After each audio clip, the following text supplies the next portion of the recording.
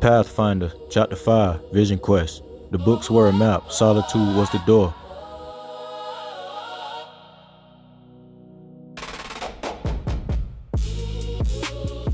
That was the season when being around too many people started feeling louder than the city itself. The same crowds, the same motion, the same habits, but something in him had already begun pulling away. He wasn't angry, he just didn't fit the noise no more. Before solitude became peace, it first had to feel unfamiliar. By then, even the city started sounding different to him. The same streets he used to move through with company now felt like something he had to cross alone.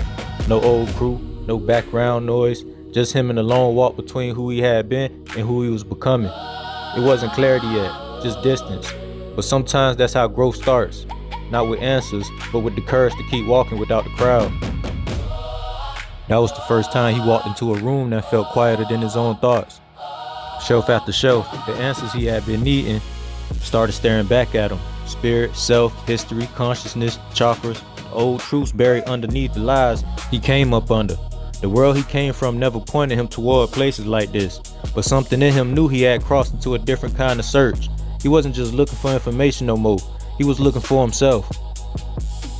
By then, the bookstore had stopped feeling like a place he visited and started feeling like a place that recognized him.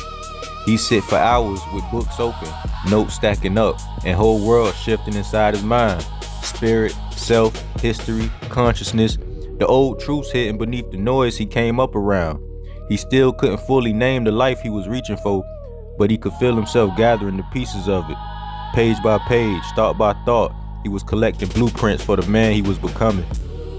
Some exits don't happen like speeches. They happen in the quiet way a man keeps walking past what used to hold him. The old corners were still there, the old faces too, but by then he had learned that not every familiar place was meant to stay at home. A vision quest always asked for a shedding, and that night he let the old world keep its shape without letting it keep him. The city gave what it could and took what it could, but the vision kept calling louder than the noise. So he stepped off the block, past the last light, past the last excuse. This wasn't running, this was remembering. To hear what his life was really calling him toward. He had to leave the world that taught him how to survive. By the time he reached the wilderness, the noise he had been carrying finally started loosening his grip. No crowds, no corners, no city rhythm demanding a piece of him, just trees, open air, and the kind of silence that makes a man hear himself more clearly. Out there, the world got quieter and the self got louder. Out there, he started paying attention to life in different ways. Not just the big things, the trees, the mountains, the waters, but the quieter lives too. Soil turning under roots, insects moving with purpose, birds reading the wind. Even the worm in the dirt had a place in the order of things. The more he watched, the more he understood that life was speaking everywhere. And the deeper he listened, the less separate he felt from any of it. Out there, the book stopped feeling like the destination and started feeling like the introduction. The wilderness gave shape to what the pages could only name.